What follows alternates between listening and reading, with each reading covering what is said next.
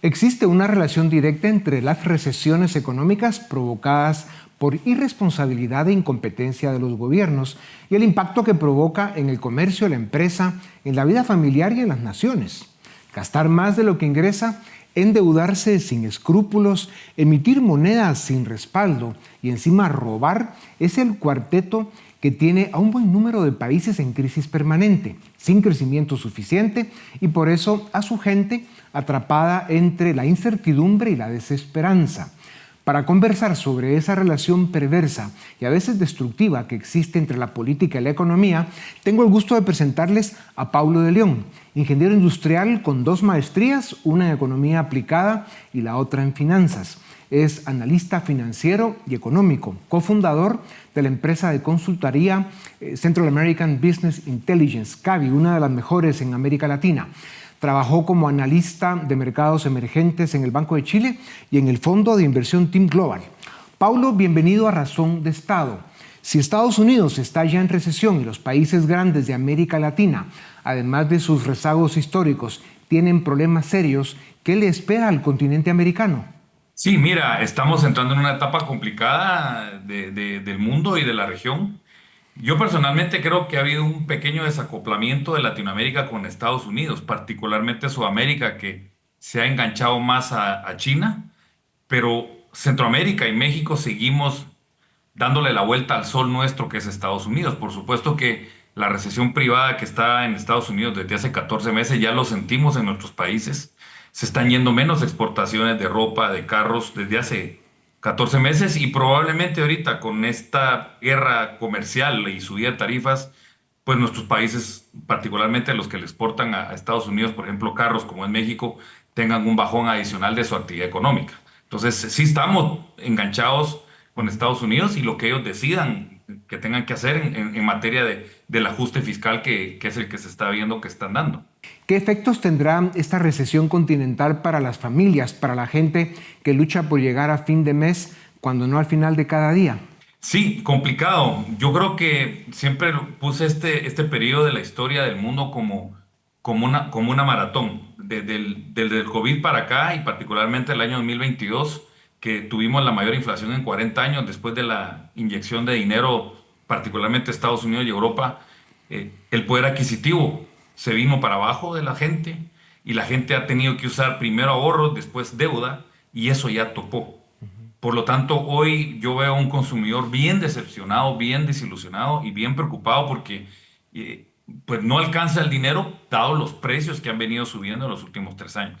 Esa pérdida de poder adquisitivo causa desánimo y cierta desesperanza porque es como que estés corriendo detrás de una meta y nunca la llegas a cruzar y te la van haciendo más larga. Entonces es muy cansado para el consumidor esto y por eso ve un nivel de frustración mayor en Claro. toda Latinoamérica. Paulo, ¿qué países tienen más problemas en América Latina y cuáles son las 3 causas principales, el común denominador? Obviamente que separemos el tema inflacionario que es importado, pero también nosotros los latinoamericanos tenemos nuestros problemas creados por nosotros.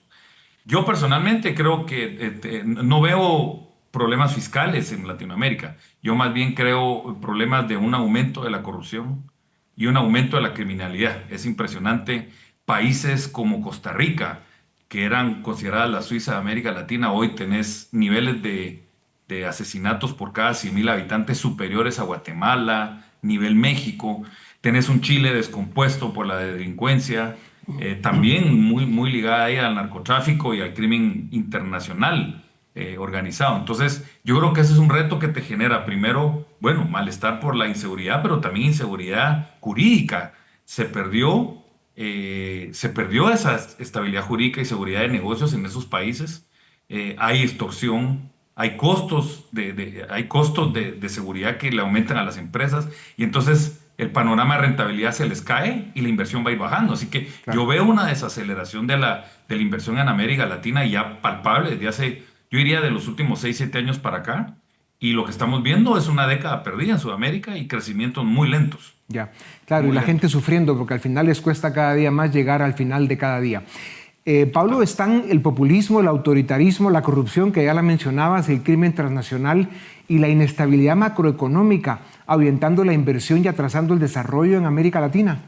Por supuesto, claramente el tema es que todo está ligado a la corrupción y el crimen. Es un ciclo perverso que se alimenta uno del otro y van tomando los poderes políticos. Ya lo vemos veamos Venezuela. En Sudamérica hay una palabra que aquí por Centroamérica no se usa, pero nosotros ponemos atención a Sudamérica, el famoso narcocomunismo o narcosocialismo que está ligado a Venezuela, a Petro, con estos crímenes organizados que ya tienen sus pues asociaciones con temas de los gobiernos de turno. Entonces, todo esto es peligroso porque es una región con tanto potencial, gente joven todavía, pero que de alguna manera no logramos convencernos nosotros que tenemos que cambiar nuestra realidad y para poder convencer al resto del mundo, porque si no, vamos a tener una Latinoamérica otros 10 años más lento. Estados Unidos vive un momento muy delicado en sus finanzas públicas y en su economía. ¿Qué los llevó a este extremo? ¿Cuánto tiempo de errores y malas decisiones? ¿Cuáles pueden ser las consecuencias para el mundo si las correcciones se hacen mal y tarde? Mira, ese es el problema del mundo principal ahorita, es la crisis fiscal que vive Estados Unidos. Tiene un nivel de deuda de 120% del PIB, un déficit fiscal de 8% heredado, que son 2.2 trillones de dólares de hoyo financiero que tiene el gobierno. Eso es el PIB de Brasil para que la gente internacional nos mida. Eso fue lo que se gastó de exceso Biden el último año, 2.2 trillones. Cerrar esa brecha va a requerir de un esfuerzo muy importante. Ineludiblemente tenés que pasar por un periodo de ajuste fiscal, como lo hizo Milei en Argentina, lo hizo rápido, pero nosotros creemos que Trump no es Milei, lo va a hacer de una manera un poquito más lenta.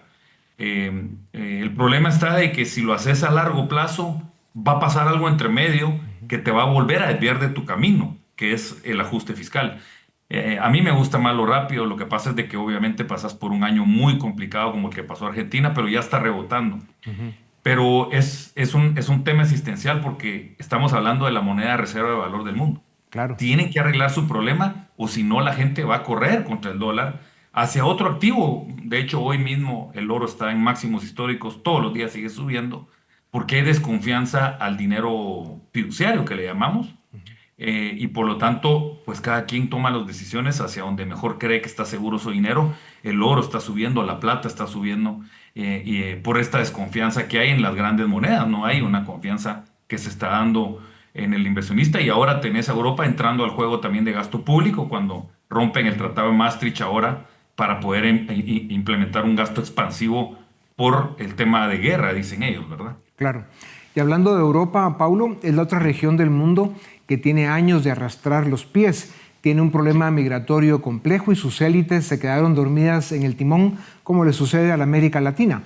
¿Qué le espera al Occidente libre si Estados Unidos y Europa no resuelven pronto sus dramas? ¿Vienen una o dos nuevas potencias a tomar control del mundo? ¿Cuáles son y cómo quedarían los valores occidentales? Sí, es que en juego es lo que tú decís, el juego es Occidente descansa en América, o sea, Estados Unidos y Europa. Y si los dos están tambaleándose, no está ese eje referencial mundial. Europa, además de Estados Unidos, de los problemas que tiene Estados Unidos, tiene los problemas de migración, pero me quiero detener en uno muy, muy importante, que es el exceso de regulación. El exceso de regulación ha llevado a una parálisis de productividad. Cuando tú revisas los niveles de productividad de Europa llevan estancados durante 15 años. El ingreso por cabeza del europeo es el mismo que el año 2008. Estamos casi 16 años después, 17 después. Dentro de Europa hay algunos lazos o luces de desesperanza. La Comunidad de Madrid es un ejemplo. La Comunidad de Madrid no se comporta así, dado políticas de liberación, de pro-inversión, y Madrid claramente está emergiendo como un polo, pero Madrid no es todo el país. Entonces, Europa está en un problema severo, creo yo. Yo estoy bastante más pesimista con Europa que con Estados Unidos, definitivamente. Ya. ¿Cómo ha impactado la degradación cultural en la desvalorización política y el deterioro económico en el mundo? O sea, cómo los valores, los hábitos y las costumbres se desviaron y estamos construyendo un mundo que desconocemos, el wokismo, la cancelación, el aumento en consumo de drogas, la depresión. ¿A dónde vamos y qué debemos hacer para corregir el rumbo, Paulo? Mira, lo que estamos viviendo es una típica revolución cultural que a lo largo de la historia se han dado muchas. La Revolución Francesa fue igual. Recuérdense que llegaron hasta cambiar los nombres del día de la semana y del mes. Todo lo cambiaron porque el ancient regime que le decían, el régimen anterior tiene que morirse y todo. Algo así estuvimos pasando con el wokismo, cambiando los pronombres, los conceptos. Y yo lo que estoy viendo ahorita es una contrarrevolución. Obviamente es una batalla entre progresistas y conservadores que se viene dando, es un ciclo. Yo personalmente creo que eso ya va para menos, pero mientras tanto sí generó una división importante, porque una cosa que sí se sabe, si los países y sus sociedades no cooperan entre sí y hay un alto nivel de desconfianza, no hay progreso. Entonces, el problema de que tú decís del progresismo y el wokismo es que vino a dividir las sociedades y lejos de querer colaborar, nos estamos separando y ahí no hay colaboración, no hay crecimiento y no hay confianza, que al final del día es lo más importante. Tenemos que regresar a tener confianza. Claro. Básicamente, ¿cómo lo hacemos? Tenemos que regresar a platicar. Sí. Estamos desde nuestras trincheras, desde redes sociales, y hay que volverse a ver las caras. Yo creo que si nos vemos las caras y empezamos a hablar y entender las ideas, podemos empezar a sanar un poquito y a regresar a un diálogo más productivo que este que tenemos. Claro. La pregunta que viene ahora tiene que ver probablemente con uno, sino el problema de fondo que más está provocando los desbalances, desequilibrios y conflictos que tenemos en el mundo. ¿Está alcanzando para todos la economía del mundo? ¿Está ofreciendo No, las oportunidades de trabajo que hacen falta o generando los ingresos mínimos suficientes para lograr estabilidad social? no, claramente que no. El poder adquisitivo, como todos lo sabemos, los economistas, es regresivo, le pega al más pobre. Y entonces el pobre le va muy mal en estos procesos de pérdida de poder adquisitivo y lo que estamos viendo es que la desigualdad crece.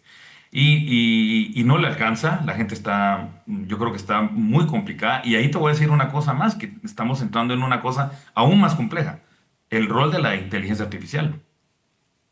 Entramos a ese problema también, que puedes suplantar a mucha gente y que se queden sin trabajo. O sea, hoy ahí tienen trabajo, no les alcanza el dinero, pero tienen trabajo. Con una revolución tecnológica puede ser que no tengan ni trabajo, que es aún peor. Entonces, yo creo que los líderes mundiales tienen que volver a repasar lo básico. Lo básico es promover la inversión, desregularizar las economías y darle el rol al sector privado y a las familias, su rol principal y el Estado como un facilitador de las cosas, no como un rector de la economía. Ya. Para terminar, Paulo, y te agradezco brevedad, vamos muy bien. Si la historia se mueve por ciclos, los buenos y los malos, ¿estamos en un mal momento ahora? ¿Cómo salimos de él? ¿Cuánto tiempo durará? Mira, hay que darle su tiempo. Los ciclos no son rápidos. Hay ciclos ideológicos, ciclos económicos, ciclos monetarios, ciclos crediticios, ciclos de moneda. Y un amigo me dijo ciclos de racionalidad y irracionalidad. Y todos están pasando en este momento, Sí. al mismo tiempo en el mundo. Y esto va a tomar su tiempo. Hay que tener paciencia, mucha paciencia, mucho estoicismo, como le digo a la gente. Hay que ser estoico, pero nunca ceder a los principios. Los principios son los que tenemos que seguir guiándolos y reeducándonos a nuestros jóvenes. La libertad es importante, la honestidad, el respeto, y hay que remarcarlos definitivamente. Ya. El optimismo es bueno para la salud, pero el optimismo inteligente es además importante para la vida. Esto es cuestión de datos y proyecciones. Si toca apretarse el cinturón, hay que hacerlo con determinación y hasta con entusiasmo. Al final, como todo en la vida, esto también pasará. Paulo, muchas gracias por tu tiempo, gracias por iluminar esta tribuna, nos dejas con mucho que pensar. A ustedes también, gracias por acompañarnos una vez más. Esto es Razón de Estado.